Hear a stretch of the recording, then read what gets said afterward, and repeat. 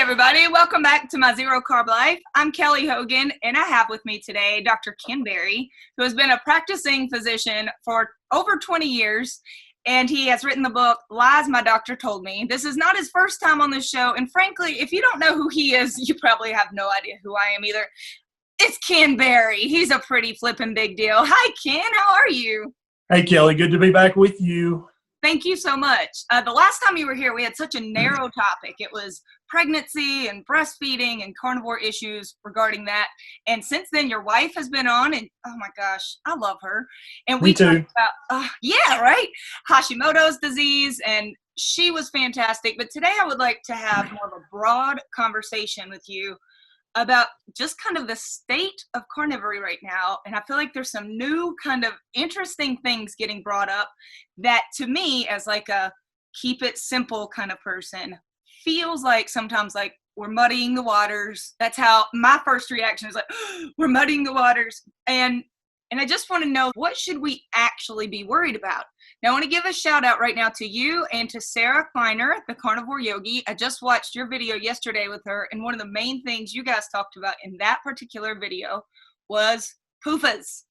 And I know you explained it there, and I'm going to link to that video, but for those who haven't seen that interview, could you just give a quick summary of PUFAs and why are we even talking about them in the carnivore world? Yeah, so PUFAs, that's a funny word that stands for polyunsaturated fatty acids.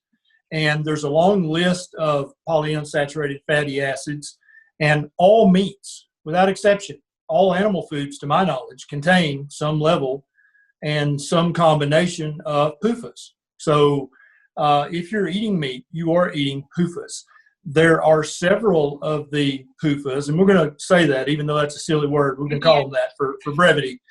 There are several of them that are essential, which means that human beings cannot make them.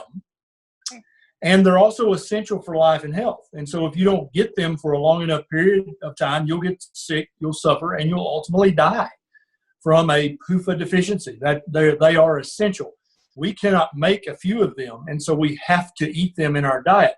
So PUFAs right now are getting a bad rap, and I think we need to unpack that in a very common sense, plain spoken kind of way. So if there are essential PUFAs, then obviously they can't be the devil, because we need them to survive.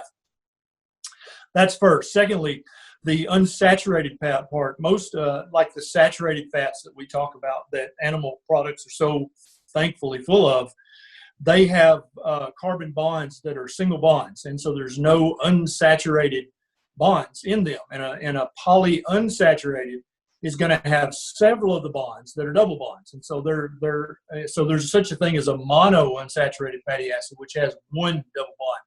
But polyunsaturated has several double bonds between the carbons, and that's what makes them polyunsaturated. So it's kind of a chemical description of a very naturally occurring healthy substance.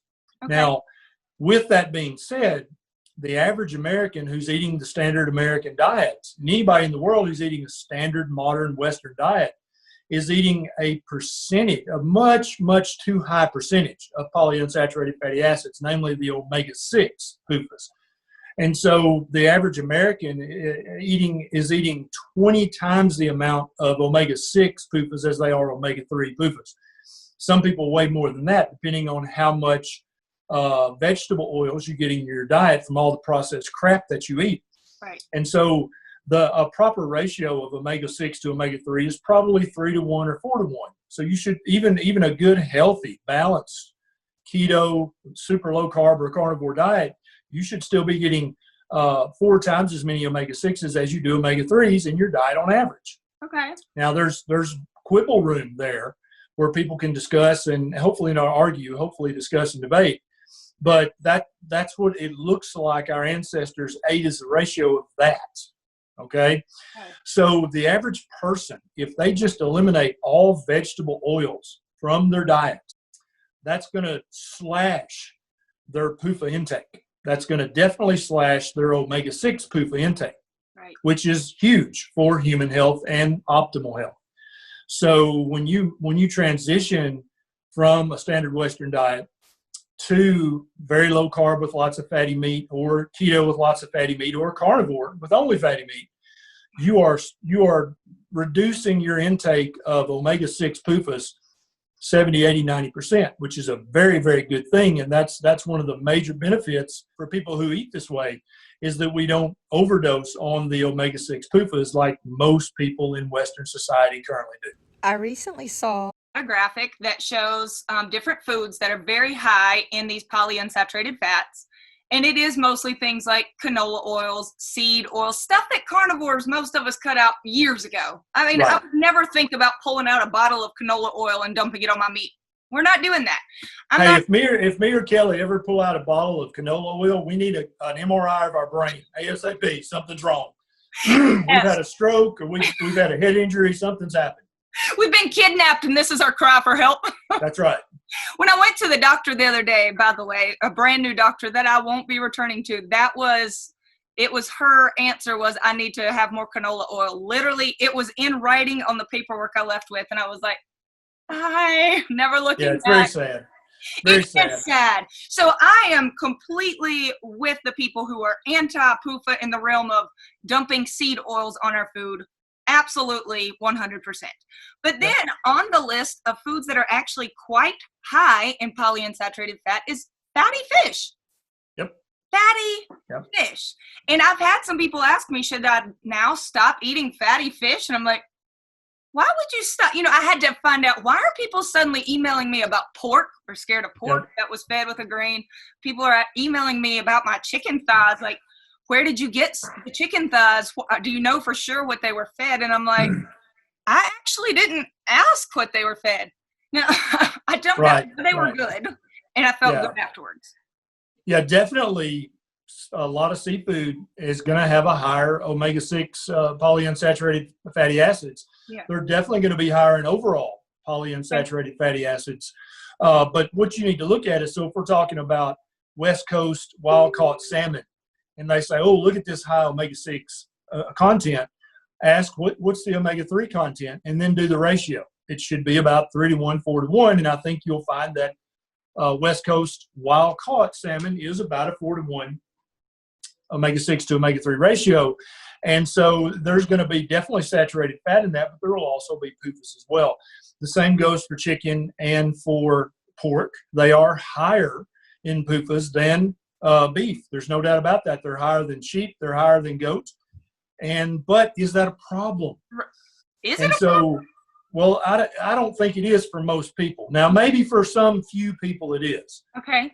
Definitely for people who want to argue, definitely for people who want to be considered the penultimate guru in this or that other sphere, then definitely that's very important. But for and so a little background about me. Yeah.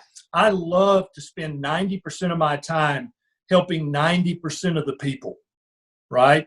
And for 90% of the people on this planet, if they just removed all sugar, added or natural, from their diet, and removed all grains from their diet, and removed all vegetable seed oils from their diet, that literally would move them 90% towards better health and optimal health. And so I'm busy trying to bring those people and say, hey, fatty meat's not bad. It's actually good. I don't care what kind of fatty meat it is. It's better than the Cheetos that you've been eating. Yeah. And so I think that we can do much more good trying to expand our tribe, because when we do that, we're actually helping other people be healthier, aren't we? And I really think that that's a noble goal.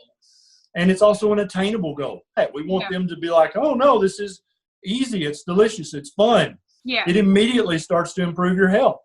That's what we want them to be hearing. And I think so many people who are trying to have some influence in the carnivore sphere, they're trying to kind of hack out this little part of that this is theirs. That's kind of the natural human instinct, is to try to carve out how much of this is mine.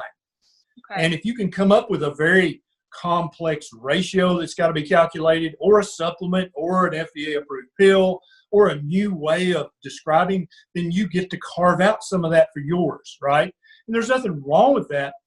But if what we're all trying to do is to make America a healthier place, to make the world a healthier place, then that kind of stuff needs to be kept in the back room. We don't need that to be the public face of the carnivore movement. Well said. Yes. So when I go out, I live in North Carolina, not that far away from you, neighbor. And we have quite an obesity problem here. I know that's not exclusive to the South, but I know that when I go to Walmart, there are very few people over age, probably 60, that are doing their full grocery trip without a scooter or rascal. Sometimes people will say things like, it must be really nice to be young and skinny. And, you know, people will sometimes engage with me, and that's is so sweet. And if people don't seem interested, I just mind my own business, do my shopping. But if people ask me questions, I'm happy to tell folks the same thing that my doctor told me, and it changed my life. And, you know, we love doing that for people, right? That's the dream. That's our whole goal. Yes. And so then when I talk about, oh, it's so easy, and I eat a lot of McDonald's burger patties, you can get them to cook it for you. Or right here, this great value bag of all beef burgers, so cheap and easy.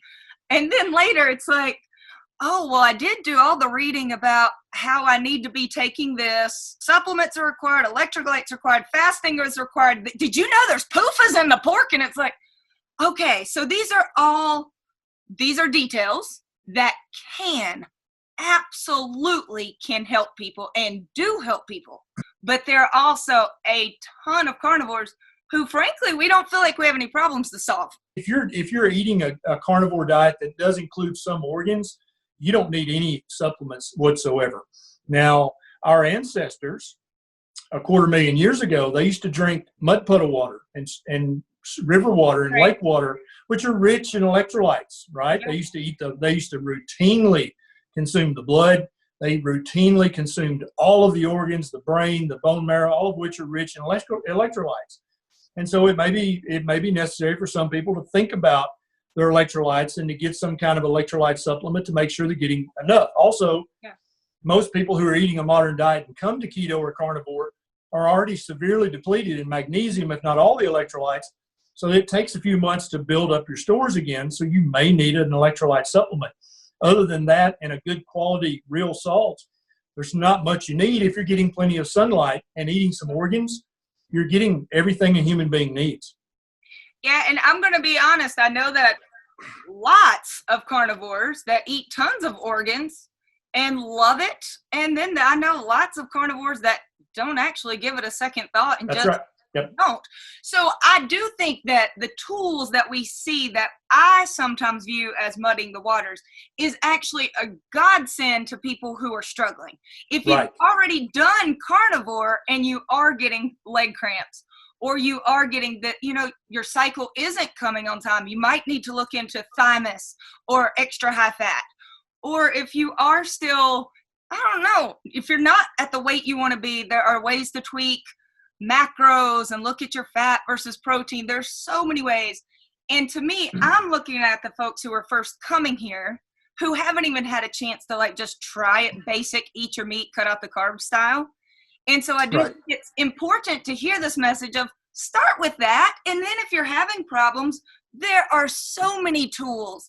You could jump from hot saunas to cold ice baths, but you don't have to start with that. Right. That's right. No, you don't. But you see how that creates a market where people can sell products and books and give you a 20-page booklet about hot sauna that if you'll just put in your email address, you'll get this free ebook, right? It creates that kind of market. And so that's why so many people are always trying to look at the fringe and talk about this weird thing that you haven't never heard of, is because it creates a market. And that's not evil. That's not bad. But when somebody's first coming to carnivore, they don't need to be inundated with all these products and free ebooks for my email address and all these supplements and, oh, you got to take this and this. Here's the list that I recommend with an Amazon link right beside each one. Yeah. None of that stuff is necessary, and it's confusing to people who are just coming here, but it's also frustrating, and it turns people off. They're like, well, God, that's too complicated. I can't do that. I can't afford all those supplements. I can't afford that red light thing that you're supposed to stand naked in front of. I can't do all that. I'm just going to keep eating my Cheetos. And that's a lot of people, you know, they're eating this convenience diet to begin with because it's convenient. because Yes. they don't want to prep for 6 months in advance and Yes. cook their grass-fed, grass-finished cow over open coals in the backyard. They don't want to do that. They just want to eat delicious food till they're full and then stop eating. That's what they want to do. And so by framing the carnivore diet in such a way that it's accessible to those people, you're going to swell the ranks of the carnivore community 1,000-fold, which is going to give so many people back their health that they thought was gone forever. But so back to the PUFAs. Yeah. There are some people, you and I both know people with autoimmune conditions. Yep. If they eat too much chicken or pork, they can cause swelling and inflammation and bloating, and they'll start to have a flare-up. Those people do need to be aware of the omega-6 to omega-3 ratio and the content of PUFAs in what they're eating. And so there are a subset of carnivore people who need to only eat grass-fed, grass-finished, $22 a pound beef or sheep or goats. The ruminant animals, they do a special magic in their gut that chickens can't do and that pigs can't do. Only ruminants can do this magic where they literally can eat garbage and turn it into fatty meat, which has a very good omega-3 to omega-6 ratio and doesn't have any of the inflammatory stuff. So if you said, well, is eating beef better than eating chicken? For me, yes, it is. If I eat too much chicken, I don't feel great. If I eat too much of certain cuts of pork, I don't feel great. But I can eat bacon with my beef, and it does not bother me at all. I've eaten a dozen rashers of bacon. It doesn't bother me a bit. Yeah. As long as I have it with some beef. But if I just eat like 4 pork chops, I don't feel good. I feel kind of yucky the rest of the day. So that's my body's feedback. And that's another great point. When somebody's eating the standard Western diet, they're so fat and inflamed and miserable and stiff that they can't hear any feedback from their body at all. But once you've gone keto, very low carb, once you've gone carnivore, after a few months of that, you've gotten rid of so much of the inflammation.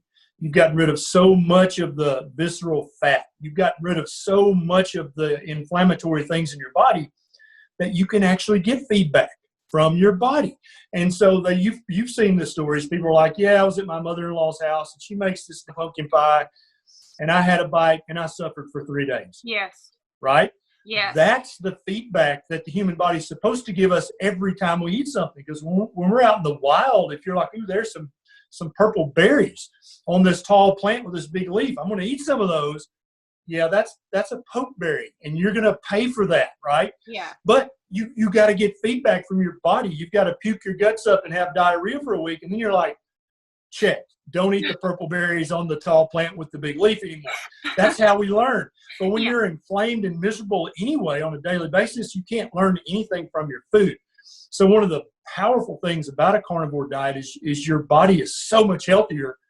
It'll give you immediate feedback if you eat something that you shouldn't eat. And so, Neisha makes this delicious chicken thigh chicken salad. Yeah. It's so freaking good. Leaves the skin on, chops up the cartilage, puts that in there. I mean, it's got the good stuff in it.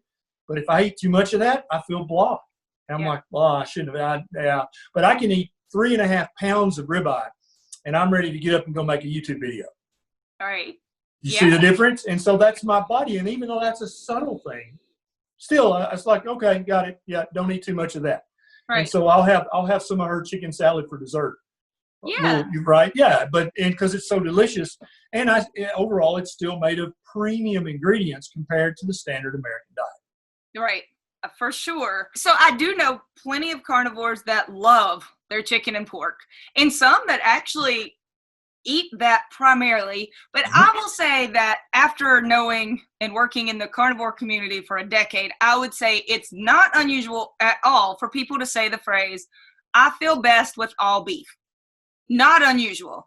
And I have even said that before. I do. I stay fuller longer. I prefer the taste of beef. I just feel really good. And I've even gone as far to say probably 99% of my diet is beef. And I think that's probably true. Might be a little lower these days because I have started to really enjoy some chicken thighs every Sunday at my father-in-law's house or pork chop. And I don't feel any worse for that. Frankly, I feel great. But again, I do feel very in tune with myself, even on issues like fat versus protein.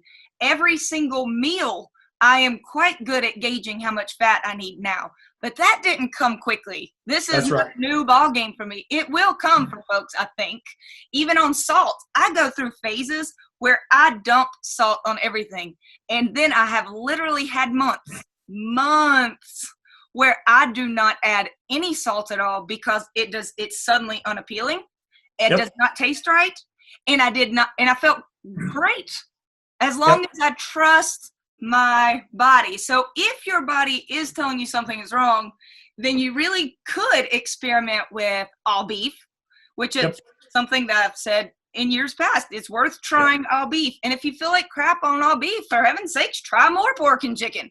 If you feel bad still, you could experiment with different things like organ meats, supplements, electrolytes, cutting out coffee, cutting out dairy. There's so many tools that I think can be really useful, but are horrible as a blanket statement. You had to follow all the blanket statements put together. Then you could only eat grass-fed, grass-finished, panda massage meat outside in the sun. In the sun. They had that raw, and you'd have to be naked when you ate it. Yes. That's it. While making love for the sake of your adrenal glands. I mean, that's right. Exactly right. Yes.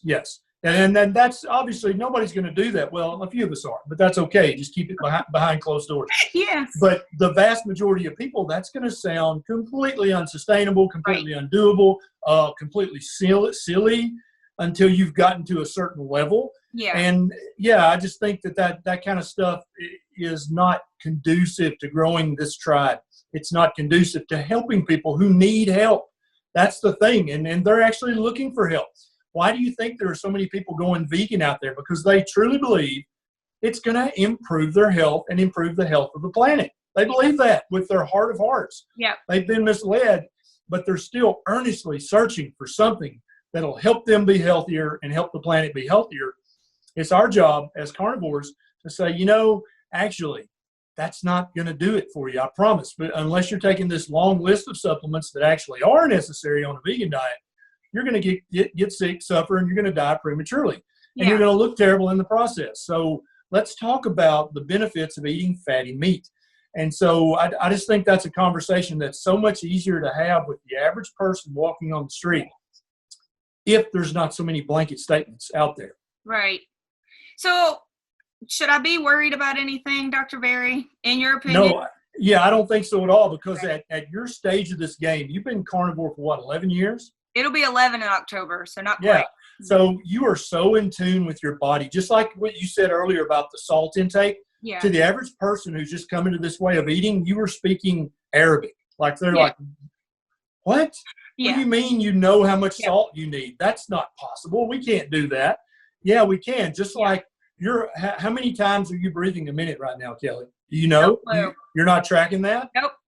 See guys, how Kelly's body, it's got that. It doesn't need her input. Yeah. If she needs to breathe more often, her brainstem will make her breathe more often. She won't even be conscious of it. Same goes for salt intake. Unless you're fat, miserable, and inflamed, then you can't get any feedback from your body.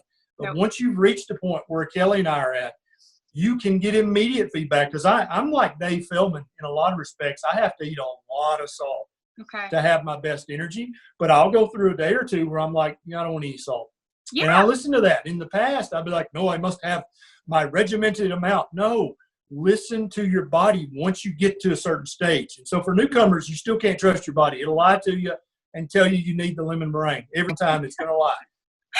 But that doesn't mean you really need the pie. Step away from the pie, okay?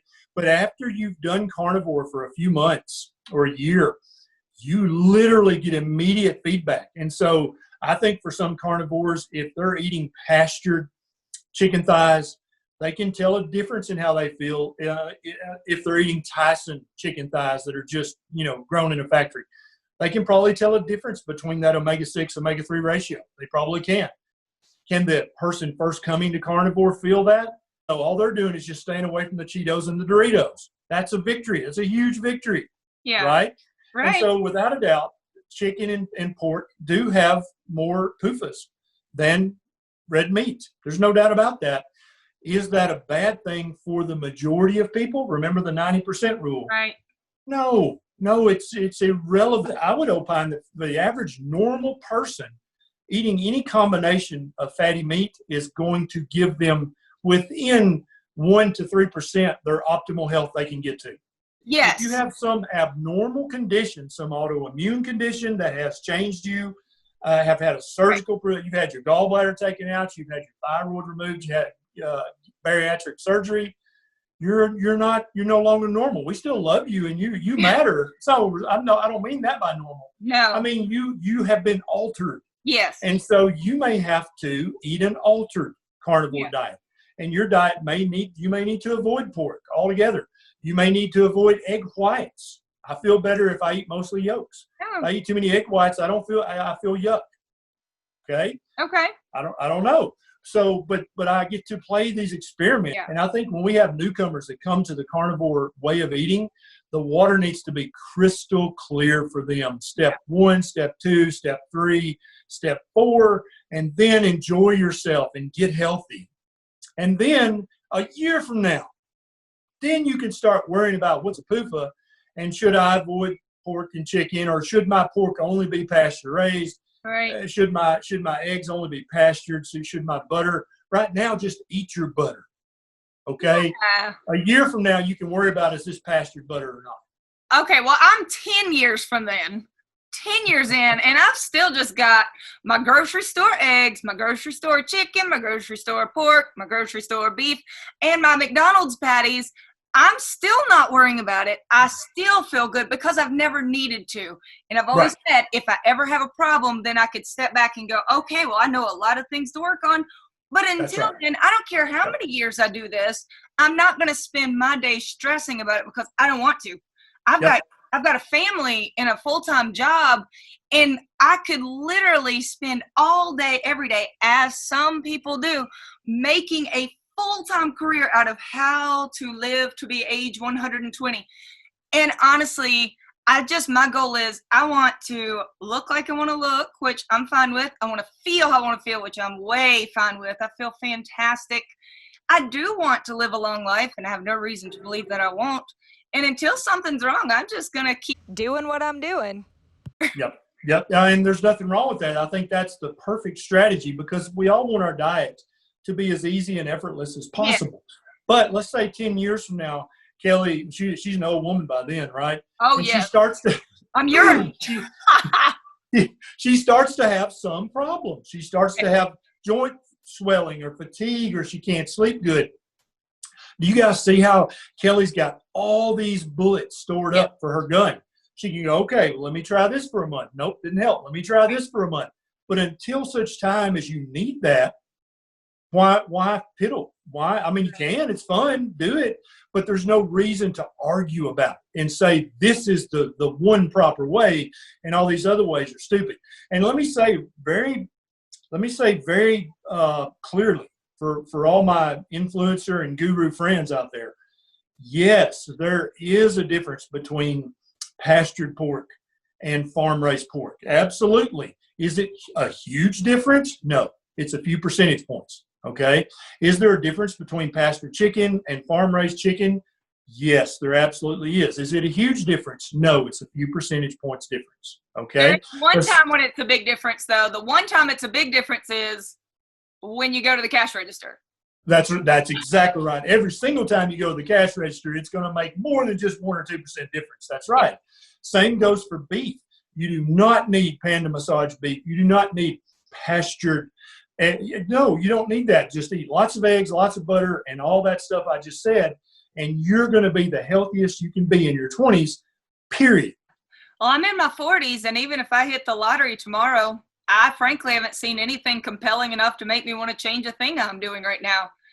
There's nothing, literally nothing that I'm obtaining for right now that I just feel good. I feel good. Yeah. I just want this for everybody. Dr. Barry, I want everybody to feel good. I know you do. That's why I love you, is because I feel it. When I watch your videos, I feel how strongly you want this life and what I feel right now for everybody, not the elite, not the most scientifically minded, like for everybody. And that's what I hope people take from this conversation.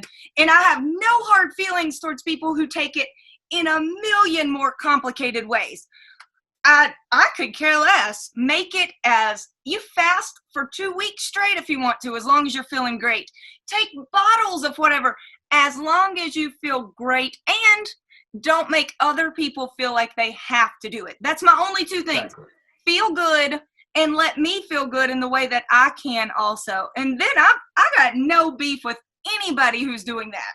I totally agree. And so, exactly. So the steps to better health. Step 1, remove all sugar, added or natural, from your diet. Yeah. Step 2, remove all grains, all of them, okay, from your diet. Step 3, remove all vegetable seed oils from your diet. Step 4, eat lots of fatty meat. Yeah. Step 5, don't snack in between meals. Eat 2 or 3 discrete meals a day and have a 16-hour window when you don't eat. Yeah. That's literally for that. If I could just jump into everybody's head, which is what I'm trying to do on YouTube, and become a mind worm and say, hey, stop eating that, eat more of that, and do some of this, boom.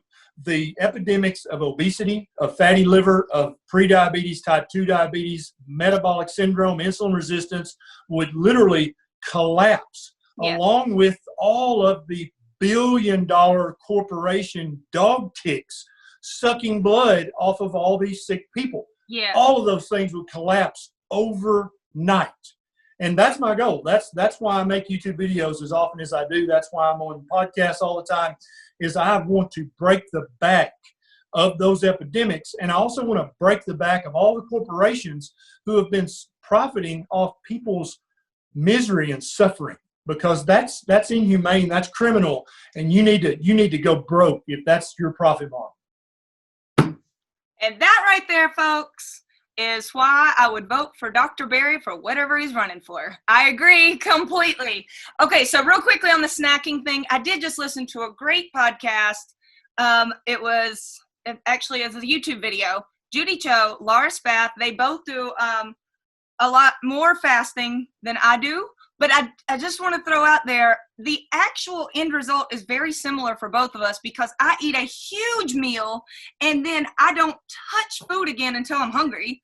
And when I do get hungry, I eat. But I don't get hungry an hour later or 2 hours later. It's very often 2 times per day, but kind of close together, which equals a 16-hour eating window. And so when people say, are you doing 16-hour intermittent fasting? It's like, well, I mean, technically, yes. Right. I'm just not hungry. It happened effortlessly for you because you were eating so much fatty meat. Yeah. The protein and fat satiated you for hours. And the way I eat is very similar to yours. I just broke my fast about 2 p.m. today, and I had several pork ribs. Pork? And I did, and I had about a 12-ounce ribeye. With a couple of raw egg yolks cracked on top of it. Right. And that was my condiment on. And so I might eat a second time this evening if I get hungry, because I can hear my body. For carnivores, hunger is not an addiction. It's not a compulsion. Hunger is actually the old physiological thing. The same reason Kelly's body knows how many times a minute to breathe. It also knows when she needs to eat, and it will give her distinct hunger signals, which are not boredom, which are not cravings. That's not hunger. Hunger is a different thing. You may not even know what it means right now, but you will relearn it as you relearn and rediscover the proper human diet. But I may eat again a second time tonight if there's food, and if I'm like, I'm hungry, but I may not. It's totally optional. I listen to my hunger. If I'm not thirsty, I don't drink. Yeah, me neither. If I'm not hungry, I don't eat. If I'm not sleepy, I don't go to bed. Yes. All that. You see how it just makes good common sense when you remove all the bull and just look at the common sense of all this. It makes really good common sense, and it's hard to mess up if what you're doing is based on common sense. Yes, I do. I don't need an app for any of it, frankly. I remember when I was first starting carnivore, I didn't even know if I was hungry. But yeah, you're right. I totally know now. I don't snack. If I'm hungry, I eat. And then I'm not hungry usually for a long time because I can throw down. I can really eat. And I stayed full because it's nutrient dense. Okay, I promised you I wouldn't keep you forever. I love you so much, and thank you for picking up the phone when you do. Thank you for letting me borrow your wife from time to time to talk to her. She's so nice. I just think you are both world changers and amazing humans. Thank you. Well, that's what I'm here to do, is change the world. Yeah. And I thank you for you doing your part to change the world too, because honey, that's what you're doing as well.